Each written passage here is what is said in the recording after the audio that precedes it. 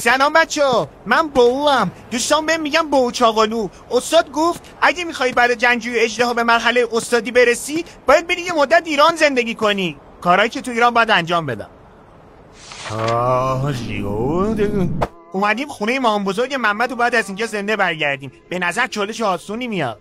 وسط تابستون چایی آوردم. ها چایی. بریم واسه چایی دوم.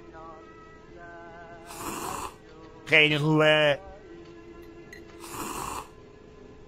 آخه عجب آهنگ دلیه. ایرانی‌ها چرا انقدر چای میخورن؟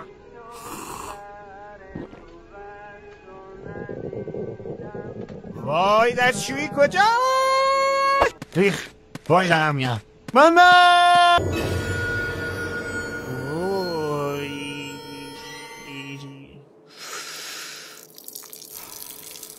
آرامش درون. رسیدیم به بخش مورد علاقه هم غذا. برام قرمه سبزی آوردن. بهترین غذایی بود که خوردم. میشه خوله دیگه برام بکشی؟ آی خدا، فکر کنم یکم زیاده روی کردم. این چالش روز اول بود. تا ولی بعدی خدافظ دیگه.